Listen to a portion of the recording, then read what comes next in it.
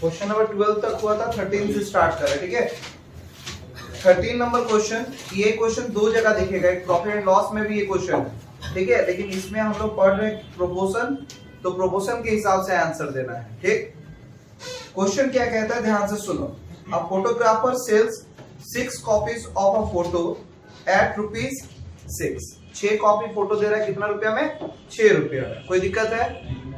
फिर आगे बोलता है एंड 12 कॉपीज एट ₹10, और 12 कॉपी अगर लीजिएगा तो 10 रुपया में आपको हम दे देंगे, ठीक है। गेनिंग रुपीज मतलब अब जब बेचा तो दोनों में फायदा कितना हुआ।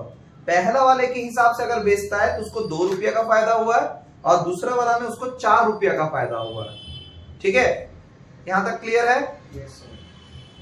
Respectively at that price should be sell 30 copies at the profit of ₹8, और अगर 30 कॉपी बेचता है तो उसको प्रॉफिट कितना हो रहा है? 8 रुपया। तो टोटल प्रॉफिट कितना हो रहा है ये हम लोग को पता करना है, ठीक है। तो ध्यान से एकदम बात को समझो। पहले लिखो cost price of 6 copies, cost price of 6 copies is equal to ₹6। नहीं, ये तो सेलिंग प्राइस है। Cost price of 6 copies is equal to 6 - 2। क्यों 6 - 2 किए? क्योंकि 6 रुपया में बेचकर 2 रुपया का प्रॉफिट कमा रहे हैं, तो 6 - 2 इज इक्वल टू ₹4। कोई दिक्कत इसमें?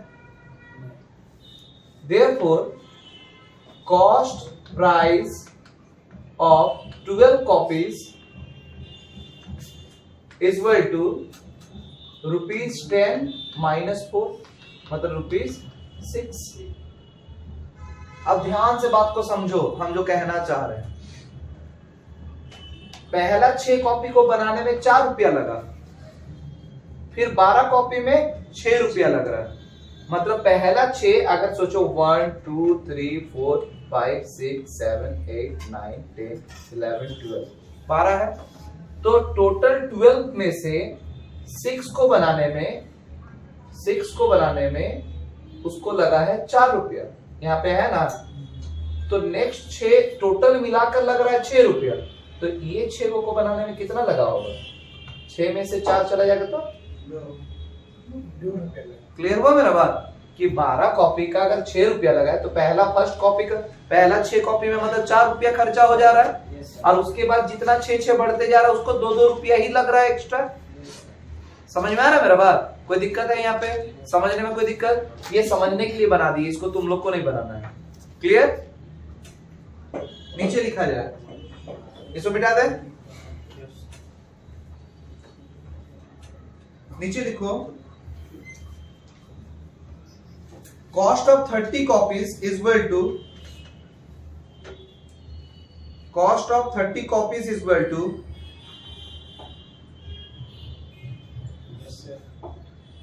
cost of first 6 copies, cost of first 6 copies plus cost of next 24 copies, cost of next 24 copies। तो नीचे लिखो इज इक्वल टू देके यहां पे हम लोग निकाल रहे क्या है? कॉस्ट ऑफ 30 कॉपीज, यही ना, कॉस्ट प्राइस नहीं, कॉस्ट ऑफ 30 कॉपीज कितना? तो लिखे हम लोग cost of first 6 copies plus cost of next 24 copies. तो ध्यान दो, पहला 6 कॉपी का खर्चा कॉस्ट प्राइस कितना है? 4 रुपया। कोई दिक्कत? प्लस 24 कॉपी का कॉस्ट कितना लगेगा? अगर हर 6 कॉपी में 2 रुपया लग रहा है तो 24 कॉपी में कितना लगेगा? एक तरफ कॉस्ट, एक तरफ कॉपी, एक तरफ कॉस्ट। ये समझने के लिए लिख रहे, ठीक है। अगर 6 कॉपी का 2 रुपया लग रहा है तो 24 कॉपी का कितना लगेगा? तो कितना इज इक्वल टू 2 इंटू, अगर 6 कॉपी का 2 रुपया लगता है तो 24 कॉपी का ज्यादा लगेगा कि कम लगेगा? ज्यादा लगेगा, तो ज्यादा वाला ऊपर और कम वाला नीचे। समझ में आया मेरा बात? तो उस हिसाब से क्या हो जाएगा, 3 से इसको करेंगे 8, मतलब +8। ये रफ में हम समझा दिए कि कैसे आया, ये तुम लोग को भी बनाना है, ठीक है? तो कितना हो जाएगा, इक्वल टू ₹12 हो रहा है ना? तो cost price of 30 copies is equal to 12। कोई दिक्कत यहां तक?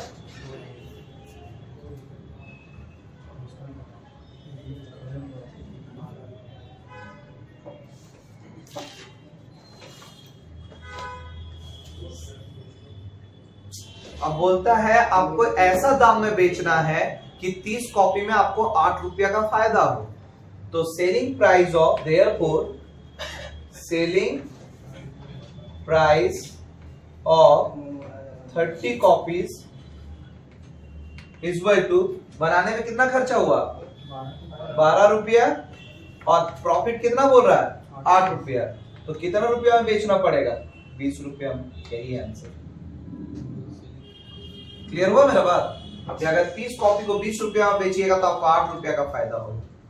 बंडल बेच रहा है, एक के बाद जितना भी वो उसके ऊपर। ठीक है, क्लियर हुआ?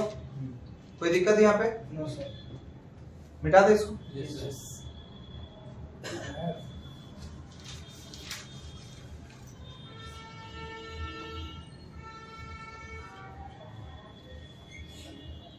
Next question number 40।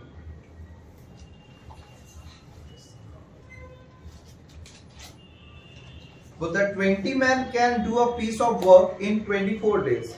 After working for 6 days, an additional number of men is taken to finish the work in 21 days. From the beginning, find the number of additional men.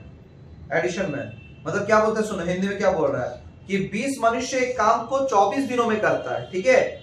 और 6 दिन के बाद अगर कुछ मनुष्य और लगाया जाए और काम प्रारंभ से 21 दिन में समाप्त करना हो तो अतिरिक्त मनुष्य की संख्या बताइए कि कितना एक्स्ट्रा मैन लगाया गया है। तो 3 चीज हम लोग के पास है, क्या क्या? पहला है डेज, उसके बाद मैन, और तीसरा है वर्क। ठीक है, डे पहला वाला में कितना, 24 दिन, और वर्क है 1, कितना आदमी लगा था, 20।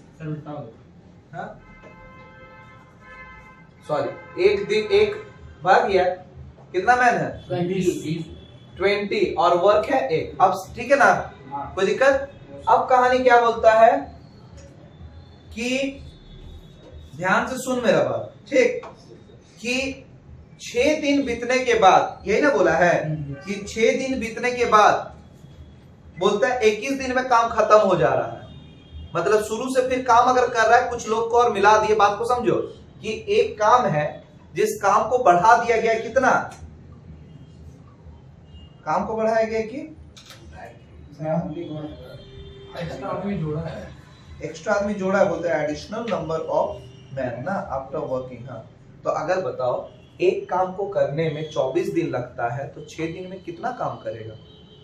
एक काम करने तो मतलब कितना बताओ, 6/24 मतलब 1/4 काम करेगा।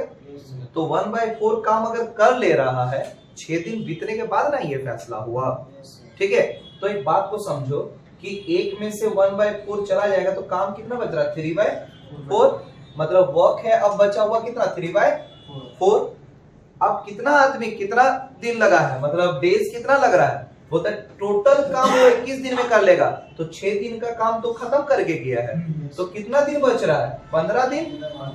तो यहाँ पे डेज होगा 50, तो कितना मैन लगेगा, यही चीज है कि इतना काम को करने में जो 15 दिन लगा रहा है तो कितना आदमी मिलकर ये काम को करेगा कि कंप्लीट हो जाएगा। यही है कहानी, ठीक है? तो देखो question mark is equal to, solve करने का तरीका प्रोपोर्शन में हमेशा कंपैरिजन किया जाता है, तो उसके साथ वाला पहले लिखते हैं इनटू 24 दिन में अगर 20 आदमी लग रहा है तो 15 दिन में ज्यादा लगेगा कम लगेगा, ज्यादा लगेगा, तो ज्यादा वाला ऊपर और कम वाला नीचे। नेक्स्ट, अगर एक काम को करने में 20 आदमी लग रहा है तो 3/4 एक से छोटा होता है, काम को करने में ज्यादा लगेगा कि कम लगेगा? तो कम मतलब यही 3/4 ही रहेगा, और नीचे 1 कहीं पर भी। बात समझ में आया? तो इसको काटा जाए 5 से 4 से 4 मतलब 24, टोटल 24 आदमी लगा। ठीक है, तो एडिशन कितना आदमी लगा? ठीक है, एक्स्ट्रा आदमी कितना लगा? तो addition man is equal to 24 minus 20 is equal to 4 man. 4 आदमी एक्स्ट्रा लगा। क्लियर हुआ मेरा बात? सॉल्व करो।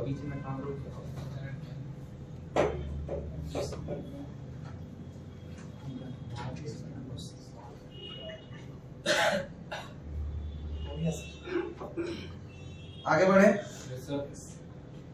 क्वेश्चन नंबर 15 मिटा रहे हैं।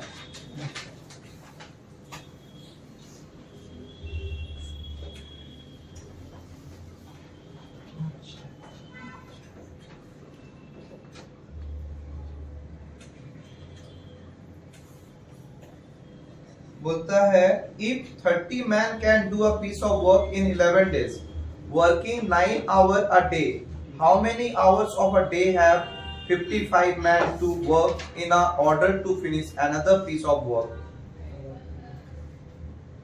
Trace as great in 18 days।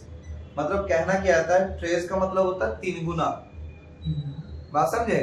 Twice, थ्रेस ऐसे करके पढ़ता है ना, तो 3 गुना काम को करने में कितना लगेगा, ये है कहानी। तो इसमें 4 कॉलम बनेगा।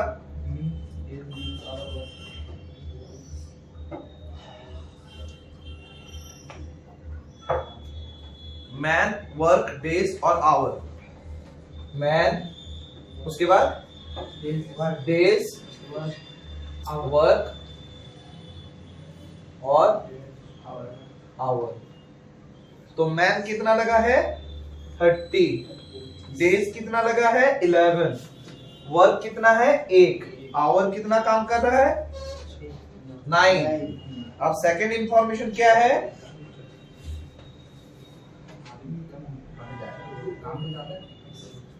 क्वेश्चन है कितना लोग? 55 मैन।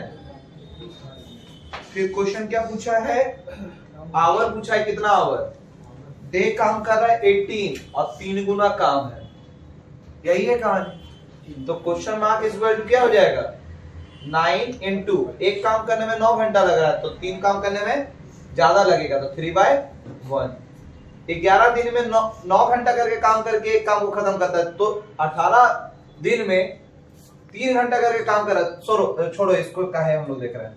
11 दिन काम कर रहा है तो 9 घंटा करके काम करता है तो कंप्लीट होता है। तो 18 दिन में कम लगेगा कि ज्यादा लगेगा? कम लगेगा। अगर 18 दिन में उस काम को खत्म करना है तो कम वाला ऊपर, ज्यादा वाला नीचे। फिर 30 आदमी मिलकर 9 घंटा काम करता है तो काम कंप्लीट होता है। तो 55 आदमी अगर काम करेगा तो कम आवर लगेगा कि नहीं? तो 30/55। सॉल्व कर कितना आ रहा बताओ हमको।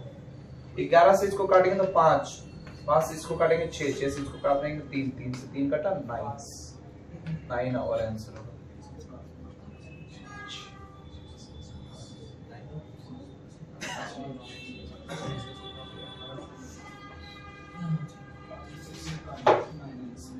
हो गया क्या? हुआ? इसको मिटा दे रहे।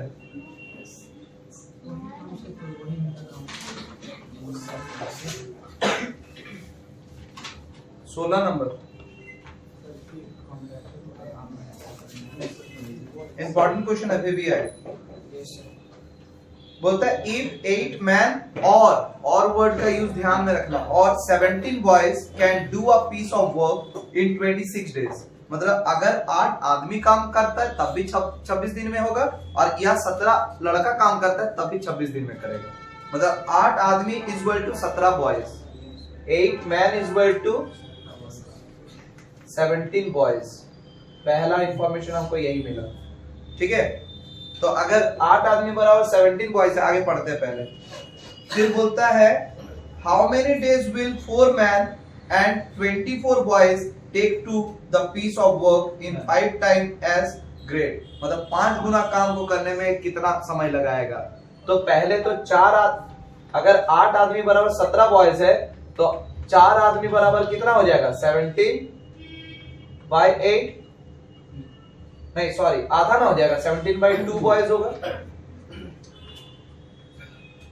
हाँ या ना? इसको ऐसे ही रहने देते हैं, काहे कि डेसिमल्स में तो बॉयज को रिप्रेजेंट करना सही नहीं है। ठीक है, यहां तक कोई दिक्कत? नीचे आगे बढ़ा जाए तो इसका मतलब हम लोग ऐसे लिख सकते हैं कि 4 मैन एंड कितना बॉयज था? 24 boys is equal to 4 man की जगह ये लिख सकते हैं 17/2 प्लस 24, एलसीएम आएगा 2, 17 प्लस 48 तो आएगा 65/2। मतलब इतना मैन इज इक्वल टू इतना बॉयज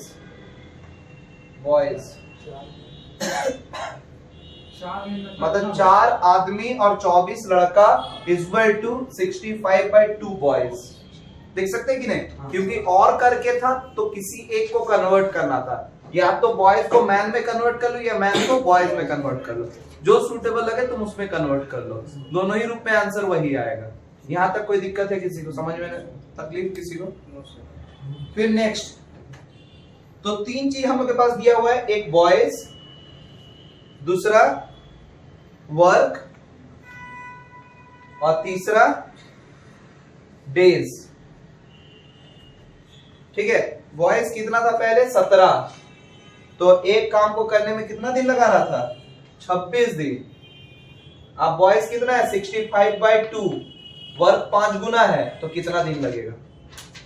ठीक है, कोई दिक्कत?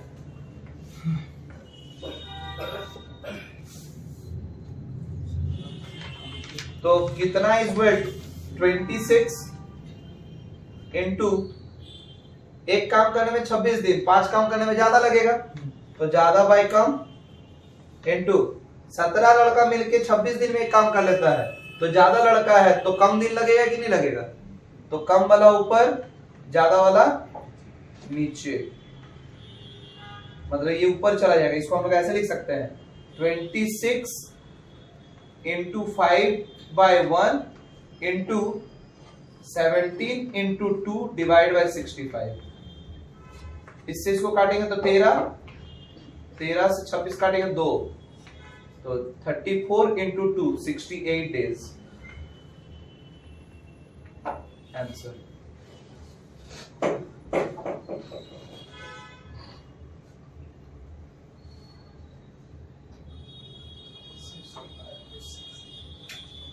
ठीक है, आज के लिए इतना ही।